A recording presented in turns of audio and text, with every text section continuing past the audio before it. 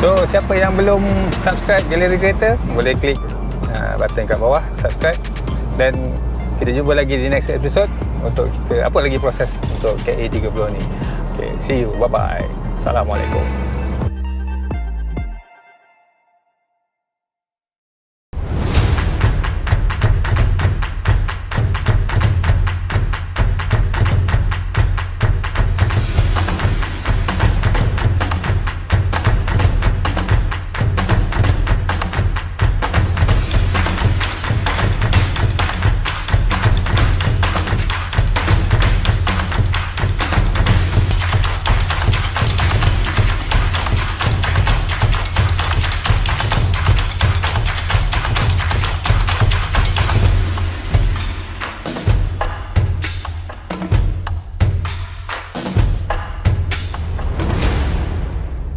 LamboPlace.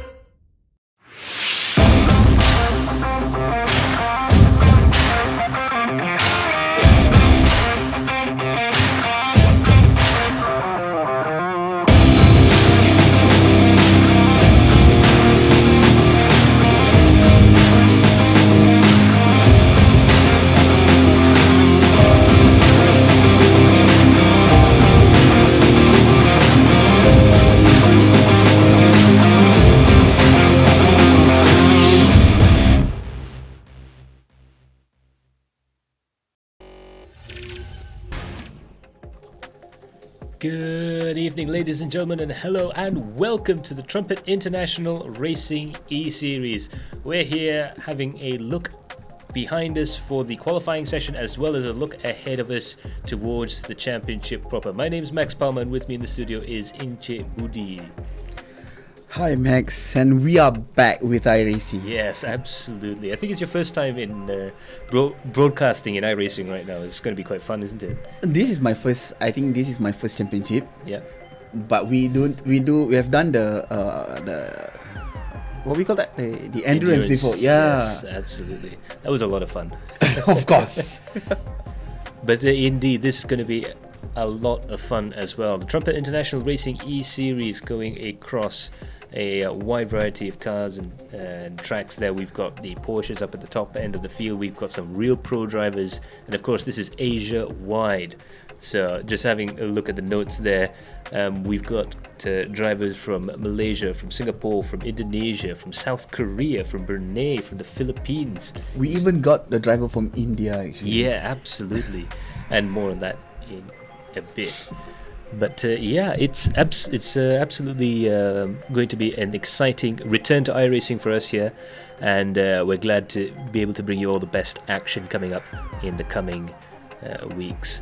But of course, it would be remiss of us to bring you the guys who have brought us this championship, Trumpet Esports there, as well as Adrenaline Impact Vertex doing our best there. Of course, we have quite a lot of the sponsors that we'll introduce later on, but just to introduce you to the events themselves, it is a 2-category race, so we'll have an Pro category and AM category. The pros are driving in the Porsches this season, and the AM category will be driving in the TCRs, which is going to be a lot of fun to watch. There's going to be a lot of door-to-door action for the TCR. Absolutely. I would say, because we have seen quite a small gap between one and another for the AM race, right? In fact, they all qualified with the time of 1:39, so I can reveal that much. They're all within a second of each other. They're all within the same second of each other. It's not even a second gap, and yeah, it's gonna be big, I would say that.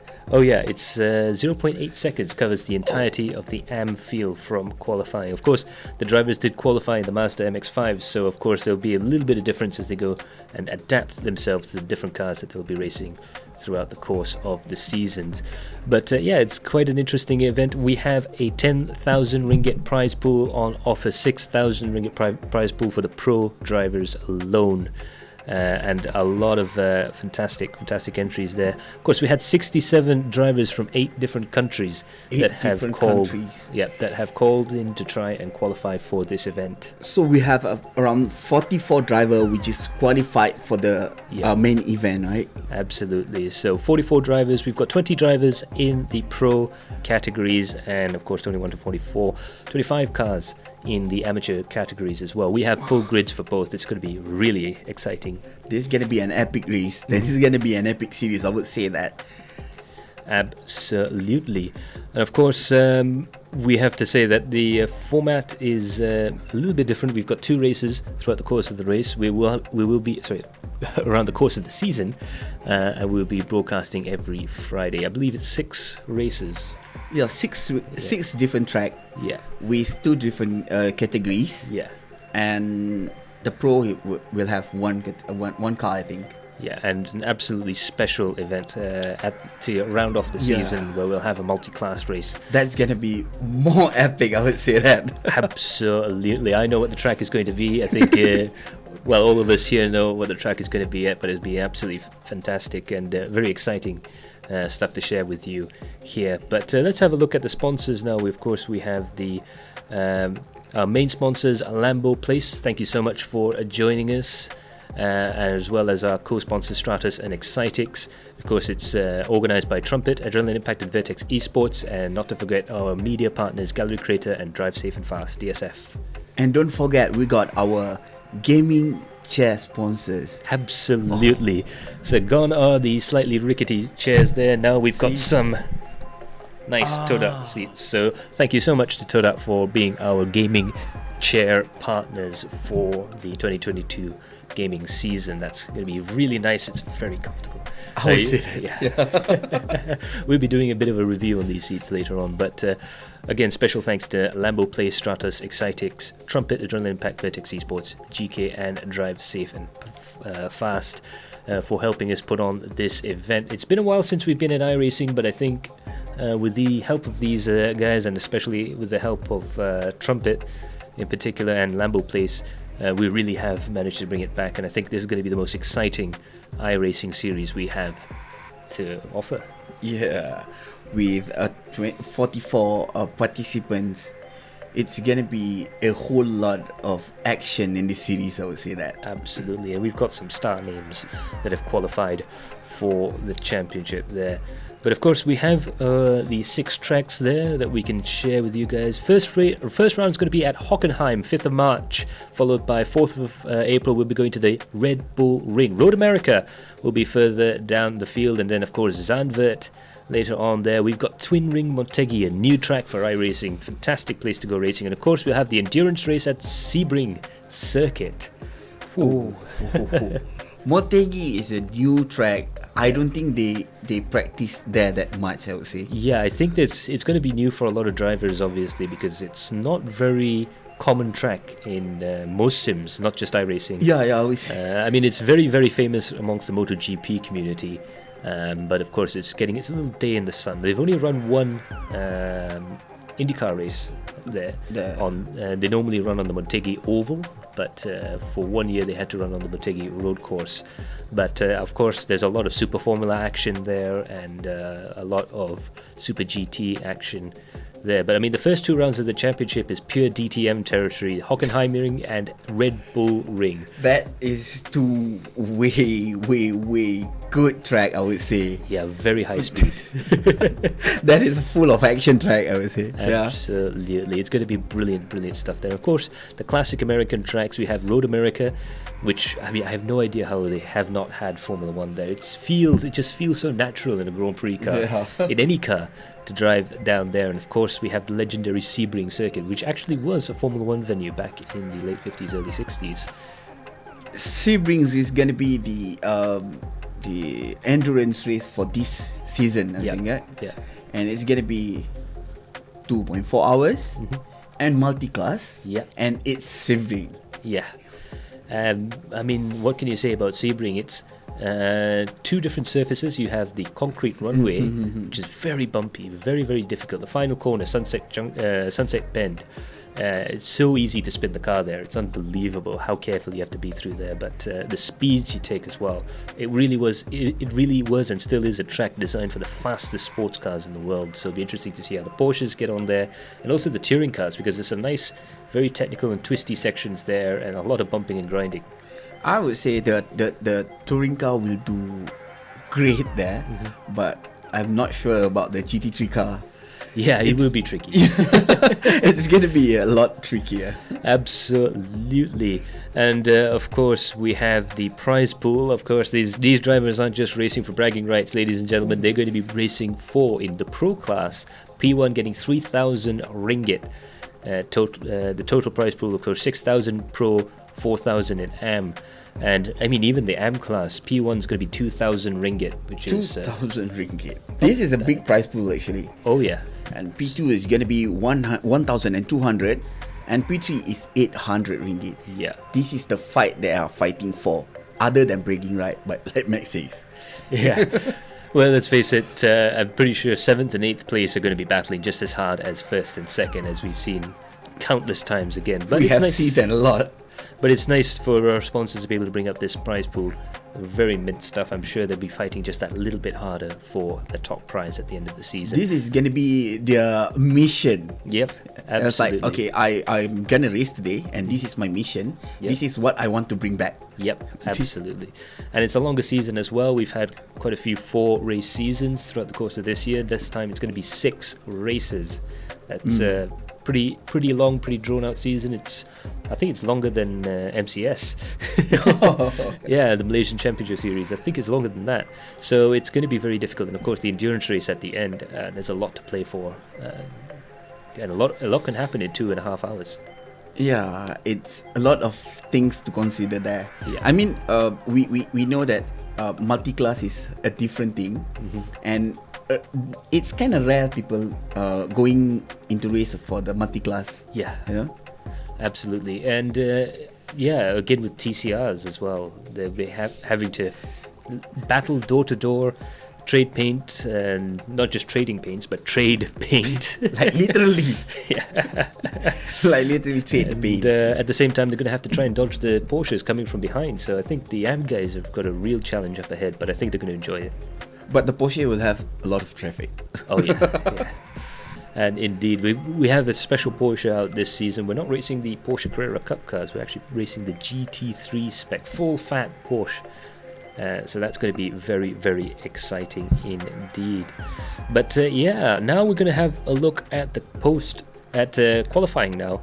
Of course, we have a season qualifying to try and whittle down the field of 67 entries to the final 44 starters. And this was in the MX-5 at the legendary Laguna Seca circuit. And what more iconic iRacing sort of combination is that? The MX-5s at Laguna Seca is almost standard now. that is like, iRacing, yeah, MX-5 in Laguna. Yeah. Everybody will do that. You've got to do it at least once. It's that a is rite of passion. the trial track for everybody. Yeah, absolutely. So of course we put it to the test ourselves, and we got everyone to participate in 3 different qualifying sessions, and at the end of it, the fastest man out on track turned out to be Muhammad Ibrahim from India. Very, very quick driver. He's been champions here before in Malaysia, in Pan-Asian Series. He's very quick. Even in Europe on iRacing, he is a very quick driver there. So we've got some serious drivers in this championship. He is a pro driver, actually. Yeah. So with a time of 1 minute 37.463 second, Yeah. he is the fastest man on track. Absolutely. So let's go and have a look on board with Muhammad Ibrahim as he goes through the lap here, coming down towards turn 1, the flat out left-hander turn 1, turn 2, over the crest here. You can't see what's happening over the crest there, but you have to line the car up for the Andretti hairpin. Very, very difficult section here. Hard on the brakes. You've got to trail brake all the way to the apex before accelerating out smoothly. You can see there Ibrahim taking the perfect line over the curbs there, using every single inch of the track and then some. Now coming through the new loop, as they call it, or the new section underneath the Firestone Bridge there, it's super critical to not use the brakes through this next corner. It's a fairly tight corner to not be using the brakes on, but it is possible, and you can see there he just about aces it, putting all of the tyre on the curb and not a single inch more. Coming down to this braking zone here, it's very difficult. It cambers inwards quite a lot, and you can have the car running a little bit wide. You can see that he's actually gone just a touch wide towards the exit there, but so far that's pretty much the only slight mistake going through the lap here. Now coming through this kink and up the Rehal Straight, this is one of the most famous corners in all of motorsports that we're coming up towards here. You clip the curb on the left, you clip the curb on the right, hard on the brakes, and you go down 3 stories through the corkscrew, 3 stories in about 30 meters. It's a sheer drop in motor racing terms, and it goes through the Gardner corner, and the last 2 corners there is going to be very, very difficult there. Again, he's on a roll here. He really can't afford to mess this up. Using all of the track that the iRacing server will allow you. Hard on the brakes there, going through the corner there, just kisses the little sausage curb on the inside before running, and using all of the runoff available before coming up towards the end of the lap. What a classic track. He literally used every single inch of the track. Yeah, brilliant stuff. And this car, it's not okay. It is not a fast car, but it's not an easy car to drive, I would say. Yeah, it's a misconception that driving these cars would be easy because they're not that quick. But the truth of the matter is, you have to be very, very good in order to get the best out of them. Like I think regularly 3 seconds, 2 to 3 seconds a lap slower than even some of the slowest qualifiers there. So it gives you an idea. It's a very, very tricky track to go around there, but it's unbelievable what he managed to do there. He is about 0.2 of a second faster than Iman Danish in second place, and Mika Hakimi is in third position now. We got 2 more big names there. Oh yeah, brilliant. So Iman Danish, I mean, he's got a bright future ahead of him. He's very, very quick already in GT racing. I think he's going to take well to the GT3 class, and of course Mika Hakimi has been winning on a winning roll recently. He's won the previous championship, and he's going to be definitely the man to watch out there. So now we're going to have a look at the results for the qualifying. So now we are going for the AM class car. Right, sorry, yeah.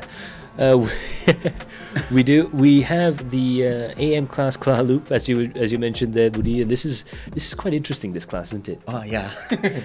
this is like the class for, it's not the class for beginners, but this is the class for everybody who excite to have door-to-door action. Yeah, absolutely. So we have the Honda Civic Type R, which has a long and storied history in Asia as a touring car. The Audi RS3 LMS. The new generation of TCR cars with the saloon car body shape, a little bit better aerodynamics, but again, there's a plus and minuses to all of these cars there. The Hyundai Elantra N, this is the US spec Hyundai racer for TCR there, a little bit longer body shape than the others, and a very, very quick car indeed. And of course we have the Hyundai Veloster, a little bit shorter wheelbase, a little bit more European style tuning. But again, all of these cars are very, very close, and that's because they all have 2-litre turbocharged engines, the same 6-speed sequential gearbox, the same front and rear suspension geometry. So it's really going to be down to the details with these cars, and I think the slowest TCR and the fastest TCRs are not going to be as far apart as you think.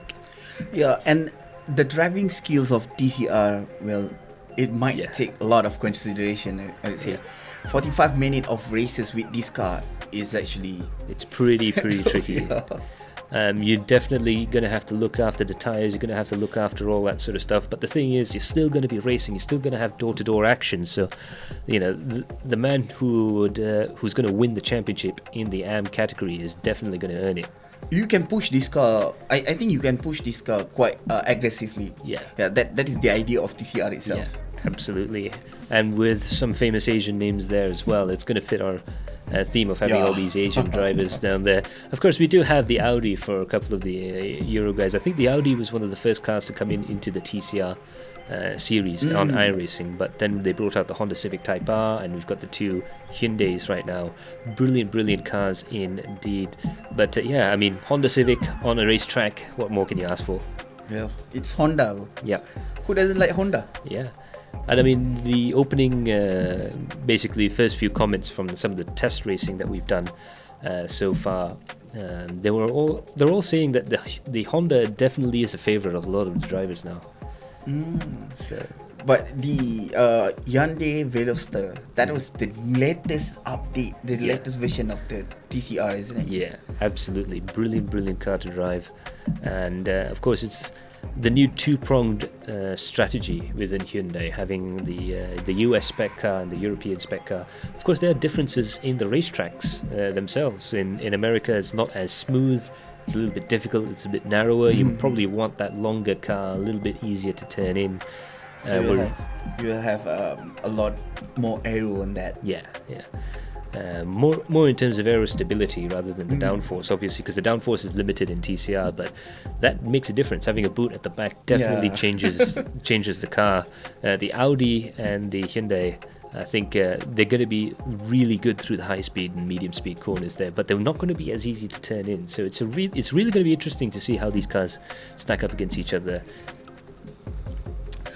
Okay, Max. So next, what are we going to see? We are going to see the participant for the AM class qualifier. Absolutely. Mohamed Uzair is the first man to have qualified into the amateur class championship there with a 139.095. Very, very quick time here. If you're going to notice that from 1st to 24th position, all the drivers have done a 139 lap time. Like every single one of them. We're not joking. This is going to be a very close track. Of course, Muazzam Zairi, aka Gascon, he's made the move from AC to iRacing, I think very well there, being second in AM category. Very, very good time there, and he is very close actually. He was only 1/100th of a second, even less than 100th of a second between first and second position. And Wan Lee Kui again is in third there. Renaldi Edo from Indonesia will be joining us in fourth position. Muhammad Mahaimin in fifth, and Wong Jian from Brunei will be in sixth. So we have Abdul Hakim from Brunei, Sharil Norafuddin from Malaysia, Malvinderjit Singh, who is actually at 9th place from Malaysia, and we have Francis Metrillo, another name from Philippines, I would say. Fred Ting and Jensen Chu for the 12th position. Absolutely, Jensen Chu right there. Do apologise for blocking that slightly, but you could see in the first half of the field there's a few names you would have picked, and you would have thought they would have been in pro, but that's how tight the timings were at the top of the field there. Like Uzair is really quick, Mohaimin, very, very fast driver there, and of course you have Fred Ting, Francis Metrillo, and Sharil Norafuddin, a real fast touring car driver. Very, very fast there. In 13th position, we have Jeffrey Kon from Brunei, and in 14th place, Aldo Ray Balagulan from the Philippines. And that's another driver who's very quick in AC as well as in iRacing there, so it's really nice that we managed to get him in there. William Wong is in 15th position, and James Russell in 16th, both from Malaysia. And of course we have Yasri Junus and Leong Mun Fai in 18th position. There we go. We have for all these drivers, I would say we have seen most of them driving and racing, right?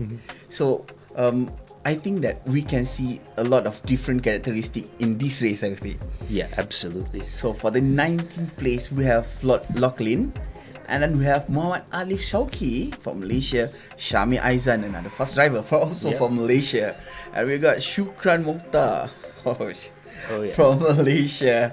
Han An, this one is from South Korea. Yeah, very, very excited to have our first South Korean in these championships. So congratulations, Han An, on qualifying there. And I know he's really good in these cars there. So I think he's named a bit of a dark horse coming in there. And of course we have Zainul Hazim from Malaysia.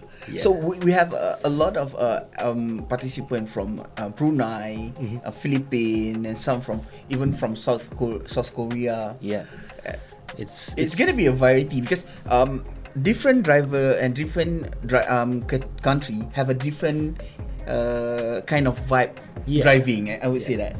Yeah, a different driving style, a different driving feel. Yeah, it'd be interesting to see how they go, and it's great for the Malaysian drivers to actually get out there and really try and race against some of the best drivers in the region, and vice versa with the Filipinos coming over, the Bruneians, the Indonesians. It's a great way to actually meet and try and challenge yourself with drivers from different areas, because like you said, it can be very interesting to see. Like racing against an Australian is very different from racing against a European. Yeah, that's I do agree with that. Okay.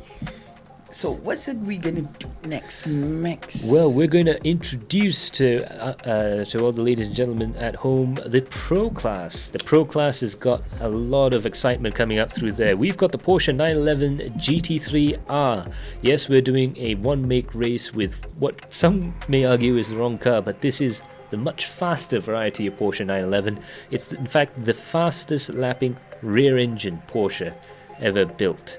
Brand new car just introduced into iRacing. It's the new 992 generation GT3R, and as you can see, the aerodynamics look beautiful. The car's got that really wide mean stance.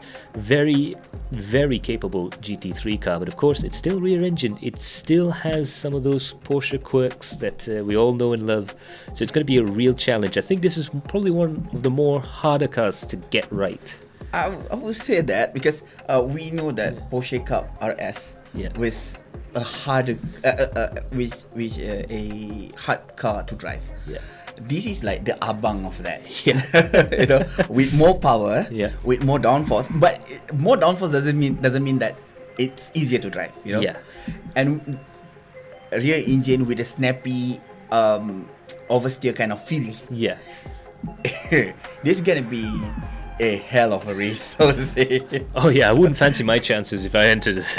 That's for sure. I quite like my brand new Todak chair right here. In any case, that is the cars that the guys are going to be racing, and I think it's going to be very exciting. And also, these cars sound so good. I agree with that. Oh yeah, brilliant stuff. There's nothing can beat Porsche when it comes to the high RPM racing experience. But of course, we've seen the cars now. Let's see the stars that are going to be driving in it. And of course, we have that legend of a time there. 137.463 is the fastest lap in the tyres qualifying, pre-season qualifying round, and it belongs to Muhammad Ibrahim in first position there from India. Again, a championship level driver there, and we're glad to see him in the series there. 0.2 of a second behind is Iman Danish from Malaysia, with Mika Hakimi in third place, Shami Azri in fourth, and Avila Bahar in fifth place. I think those are stars there, right? The top five. Wow. Yeah. We got another big name there. Iman Danish, Mika Hakimi, Shami Azri. You know, then for the sixth place we have Taki, Akib Basarun, Jay Wong, Yes. another big name. Ayman Haziq, another big name. Oh, yeah. And Muhammad Zikri, for also from Malaysia. There's a lot of big name here, Max. Absolutely. It is a field of stars in Asian-wide sim racing there. We have Ayman Zubair, who's really had a meteoric rise in iRacing. Yeah. We remember when he started out, and he's just gotten better and better and better as he goes through. Jay Chong is in 12th position, followed by Kalvinder Singh. Peter Key is from Indonesia, and we have Pagvinder Singh, aka Roy Charles, in 15th place. So for the 16th place we have Simon Sanchez. This one is from Macau. Yeah.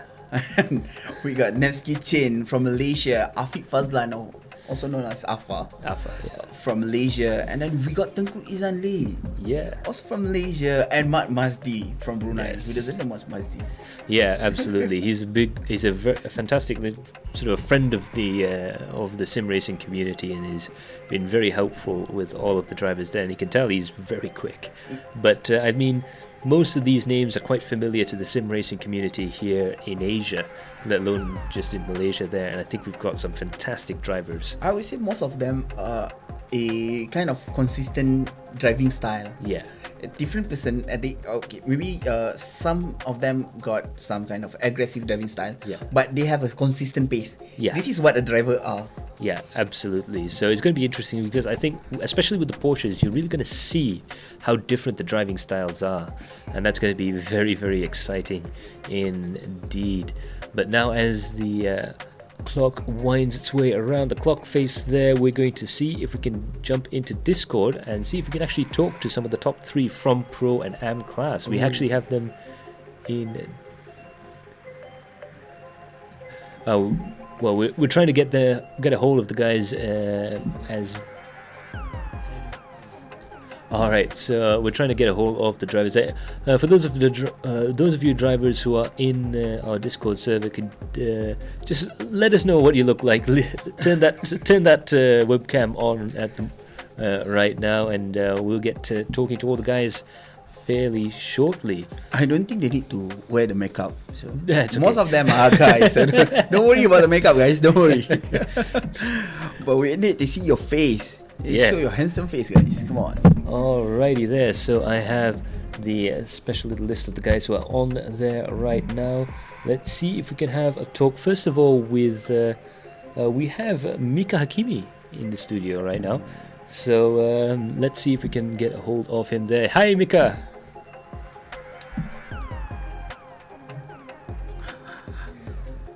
Mika, can you hear us? I can't hear you guys through Discord. I can only hear you guys through the Facebook Oh, stream. sorry. I think we may have forgotten to mute it. But can you hear us now?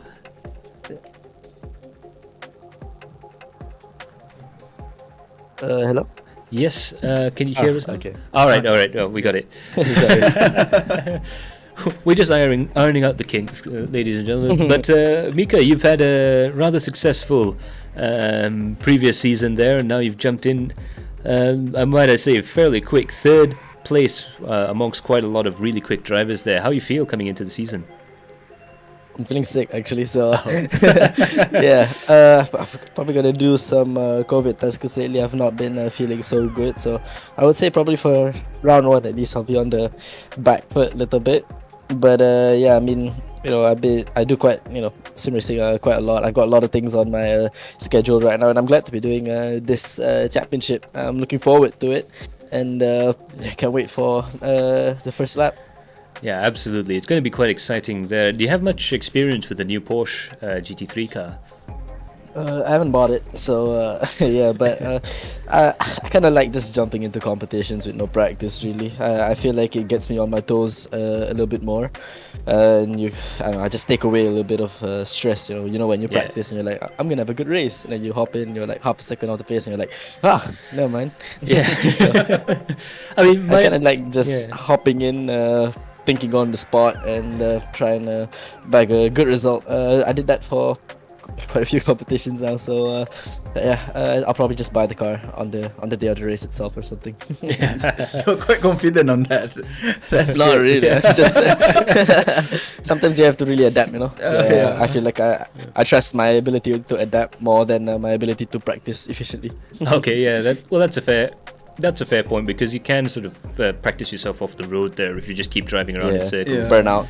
Yeah. Yeah. But also, I guess it's fairly realistic to real life racing as well, where you've got maybe half a day with the car before you got to go jump in and race it. So, yeah. For for all of my TGR races, I had a total of like 30 minutes, maybe 1 hour before each race. Pretty much. so like from round 1 to round 2, the amount of driving I have in that car was in total of whatever the last race was. So yeah, it's not really I mean, that's the beauty of sim racing. You can practice your days off, really say goodbye to your kids and whatever. Say goodbye to any friends. You don't need them anymore, just sim racing the whole day. You can't do that in a real car, the money and time will be your limits, but yeah, I mean, I don't know, everybody has their different style when they come to sim racing. Some need a full day of practice, some need 1 hour, some need none. I don't know, I just jump in with whatever I feel like, because I feel like if I'm not happy with what I'm doing, I'm not going to do good anyway, so I might as well do what I want. Yeah, fair enough. But yeah, congratulations getting yourself into top 3 in the pro categories there. That was a fantastic lap in the little MX-5s. And yeah, good luck on your future endeavors, and especially in the series. Hopefully you get well soon.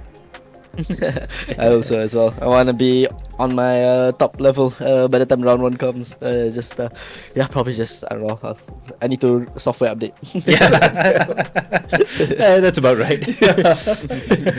Well, thank you so much for joining us in the studio there. So that was Mika Hakimi.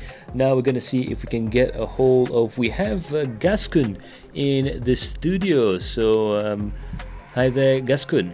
Muazzam there. So yeah. Oh, this guy. You are keep getting faster and faster from day to day, bro. Yeah. So I'm getting faster and faster sebab yang ajar tu pun Kung Fu Master. Tu dia So sebab no wonder. yeah. So apa feeling Muazzam dah try tak yang kereta TCR ni belum? Try Honda je sebab dah beli. Okay. Terus try. So kalau nak beli yang lagi 3 tu tak cukup fun lah kan. So tak apa, kita pakai Honda je. So tu dia. macam mana pendapat bila orang kata melompat ke series yang lagi, this is a different level of series, kan? So macam mana perasaan sekarang? Sebab saya pun start dengan AC kan. So at first memang saya dah rasa AC tu quite realistic, quite close to real lah. But then after jump to iRacing memang rasa macam alamak, this one is different level lah. I still cannot drive properly on iRacing. Yeah. But in terms of difficulty, saya rasa mungkin lagi senang nak masuk go into iRacing from AC than from scratch, right? Yeah. Betul. At least kita dah ada orang kata fundamental of the how to race. So that from we jump from one sim to another. Yeah. It just the matter of physics that we need to learn. Yeah. Ya, tapi tengok daripada timing masa qualifying Ni laju. Yeah, very spectacular, very very fast. Itulah, so ada rasa confident tak masuk ke dalam series nanti, dalam main race nanti? Nak cakap confident tu 60% confident lah, lagi 40% tu maybe just percaya kepada luck je lah. Luck and training, I guess that's the main thing. Luck and training. Yeah. So terima kasih and congratulations Muazzam. Terima kasih kerana sudi join kami dalam studio, and thank you so much for joining the series. Alright, no problem guys. Alright, good luck there. That'll be fantastic stuff there. And of course we have another one of our pro drivers actually who's just slid into our Discord right now. So we're going to thank Muazzam for his time, and we're going to have a look at Iman Danish. So Iman, how are you feeling? Feeling good. At the same time, I'm feeling really nervous. Yeah, I wouldn't blame you. Second fastest. You're only 0.2 of a second off Ibrahim, who's I think you and I both know he's a really really fast driver. True. How do you rate your chances coming into the season? Oof, probably 5 out of 10. Because we can see a lot of fast driver coming in, and I don't know, I just try my best, to finish. Yeah, absolutely. Have you tried the new car, the new Porsche GT3 car that we're going to be racing? Actually, I bought it a long time ago, but then no time to use it. So yeah. Well, now's the time. Now is the time. Yeah, Now is the time. Yeah. So maybe out of the 6 track that we are gonna race, right? Okay. Which one is you're confident with? I think probably Hockenheim. Because I've spent a lot of time driving. At the track. That is a fast track. Yeah, I think it's going to suit those GT3 cars very well, as well. Hopefully. Yeah. And I mean, have you given much thought to the final round, to Sebring and the endurance race? Sorry, what was that? Have you given much thought about the final round of the season? It's going to be at Sebring, the endurance race, 2.4 hours. Yeah. Same. Really nervous. Yeah. It's a long race, by the way, 2.4 hours. I don't know whether I am fit enough to do the race, or let's try it. Really excited to do it. Yeah. I mean, you can find some teammates there. I think you've got some in the thing. You might want to give Afar or a couple of the guys a call. Yeah. But in any case, thank you so much for joining us. Do you have any messages for all of the other competitors racing? Good luck and have fun. Yeah, that's the main thing. Look, and that is what we want. Yep. That's what we're in sim racing for. So that's about the best thing we can say. Thank you so much, Ivan, for joining us in the studio there, and good luck on your season. Thank you.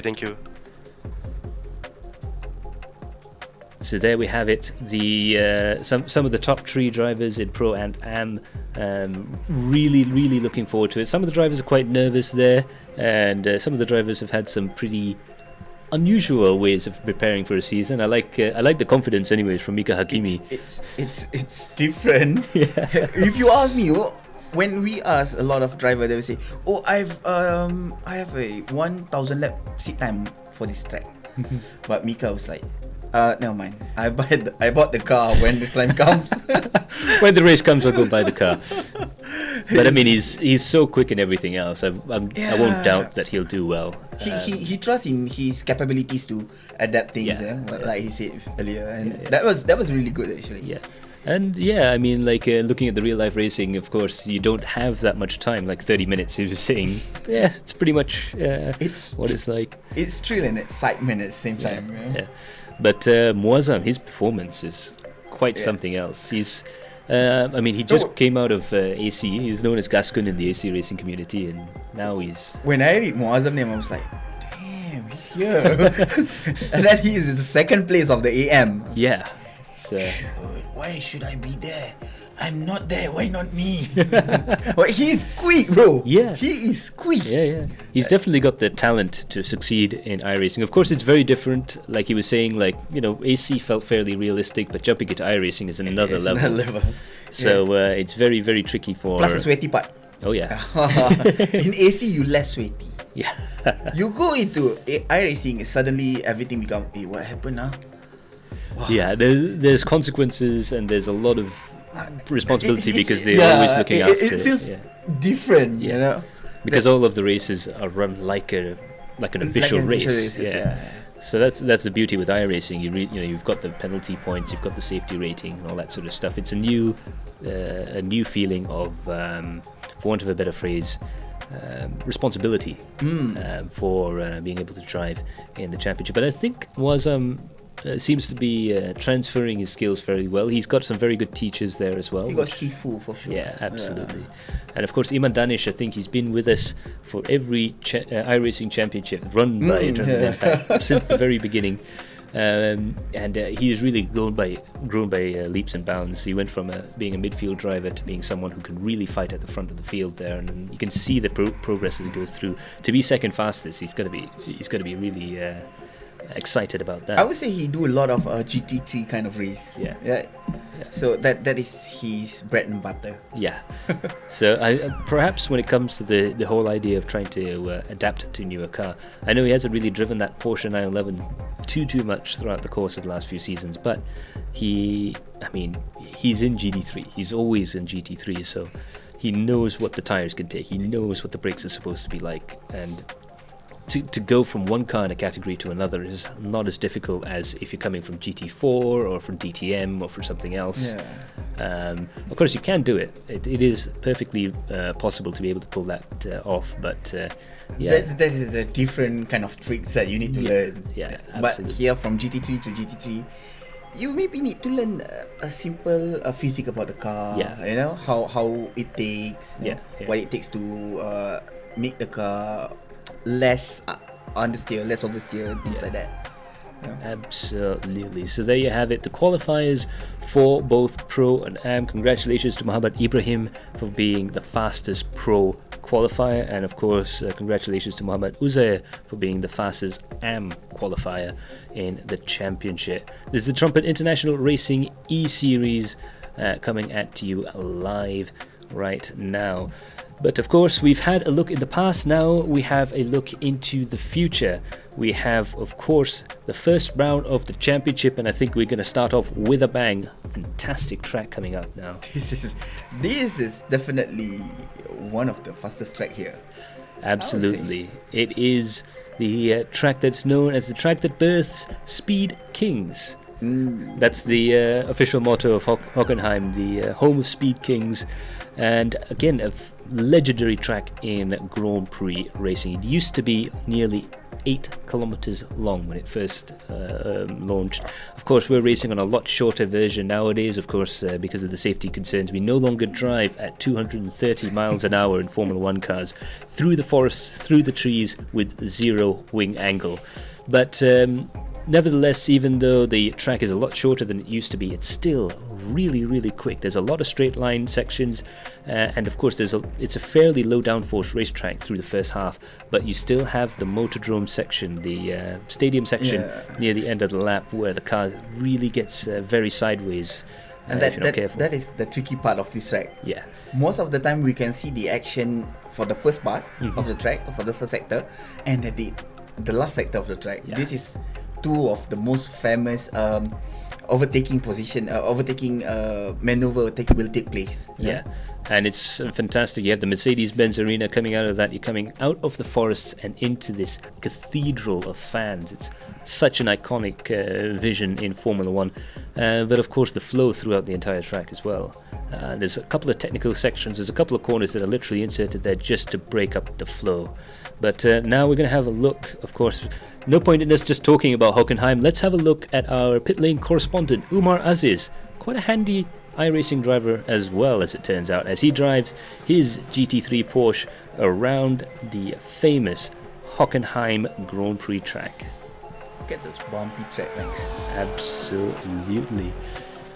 This start-finish straight was born in the 60s after the track was no longer allowed to go through the villages. Now it's a very fast Suds curve corner. So Suds curve, the south curve, very, very tricky because there's really only one racing line through the corner. Now into this braking zone here, you used to go on for another 1.5 kilometers, but now we brake and we turn right and left through here. Now this is going to be another slipstreaming opportunity. We had one in the first sector, now in through the middle of the course here, a very, very long flat out left-hander where you can really pick up a very good draft if you're careful. But coming up to this braking zone here, perhaps one of the tightest corners on a permanent racetrack. Hard on the brakes at the 100-meter board there. You really got to be super precise through here, especially on the throttle there. You can see Umar just straightening the car out a little bit before coming up towards the exit there. Now we're coming up through a new section of the track, relatively new, the 2004 Mercedes-Benz Arena. That grandstand there, reserved for Mercedes employees during the Grand Prix. Very, very difficult though here. You can see the corner tightens up and opens up, a lot of varying geometry. It's a nice modern touch to what is a very old school circuit. Coming up towards this braking zone here, this is the famous stadium section, the Motordrome curves. Coming up towards here, you can see that it's like a football stadium with all the fans that's going to be there. It's going to be really nice. Coming down towards this banking here, this is the Bosch curve. Very, very tricky here. These S's, absolutely iconic there. You have to use the curves on both sides, otherwise you're going to go out wide. Now coming up towards the exit there, you don't want to use too much of the tarmac on the exit, because as we saw with the last German Grand Prix, it gets very slippery out on that surface there. Through the final corner and across the finish line, that is a lap of the Hockenheim ring. Brilliant stuff. You see how fast it is for the first few corners and straight, and then suddenly it turns into a flowy track, and then turn into a tight track, and the tight section is where people start to overtake and make mistake there.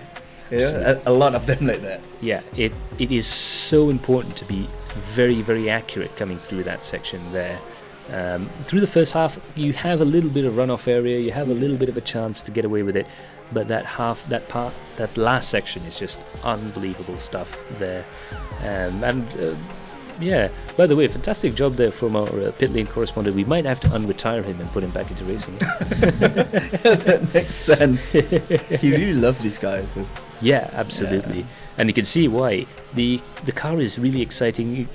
Just looking at the car through these curves here, hard on the brakes, you've got to be very positive on the brakes, very positive on the throttle, and you have to know all these little tricks that proper GT3, top-level GT3 drivers use, like straightening up the car just a little bit to try and get the power out before the exit of the corner. A very nice little detail there.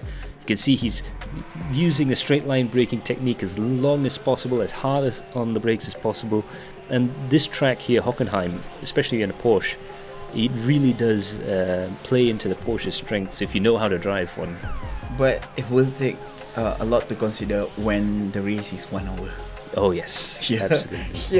The 1 hour race is gonna be a different level of race. Absolutely, and of course, just never mind the 1 hours in the GT3 cars. They're built for long-term running. The TCR guys, that's going to be really tricky here. I think there's going to be a lot of understeer control. There's going to be a lot of out-braking. That's going to be the main thing. How good are your car's brakes? You're going to find out real quick through here. The first two sectors is like, okay, this is my braking power. And after a few minutes, and why suddenly everything is different, huh? That thing happened a lot. Oh yeah, the one thing iRacing does quite well, brake fade. Got caught up with that the other day. I do agree with that. Yeah, but definitely, perhaps this will be a track that really suits the longer cars a bit more. Perhaps the Audi and perhaps the Elantra. The saloon cars basically are going to be quite a bit better as they go through these curves here. But one thing's for sure, there is enough of a twisty section on the back half of the track, I feel, for the Honda to have a chance, I think. Because the agility of the what we call it, a hatchback car. Yeah.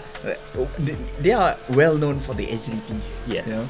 So that last section of the track, we might be a advantage for them. But for the first few corners and the long straight, they might lose a little bit. Yeah. Disadvantage there. Yeah. So that's going to be interesting. A little bit of give and take there, but I would be pretty confident if I was an Audi driver or a Elantra driver. But you that's see, it's for sure. more stable there. Yeah, it's just a little bit easier, at least in my hands. But then again, you see some real demons driving those touring cars there. They can drive just about anything on a pin. So there you have it. That's going to be it for us in the studio there. Thank you so much for joining us. It just remains for me to thank all of our sponsors, especially to our main sponsors, Trumpet and LamboPlace Malaysia. It's an online platform for buying and selling stuff there. So do check out LamboPlace.com. Thanks to our co-sponsors, the Stratus and Excitix, for their support in our championship, as well as our media partners Galeri Kereta and DSF, and everyone here at Adrenaline Impact, Vertex Esports and Trumpet International for helping us out on this championship. It's going to be so exciting. Of course, thanks to all the drivers who have qualified and who have attempted to qualify for the championship, and hopefully we'll be able to see you at your guys' flying best around this fantastic track. Thank you so much to Budi for joining us. Thank you, Max. And also to our director Umar Aziz and our producer Kara Alang. I've been Max Palmer, and we will see you all in the next stream. Bye for now.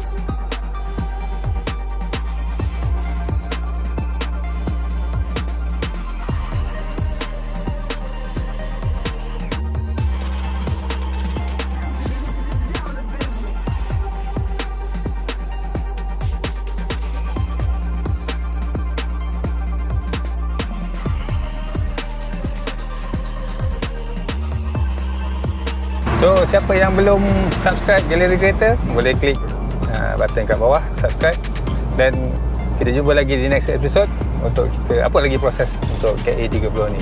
Okay, see you, bye bye. Assalamualaikum.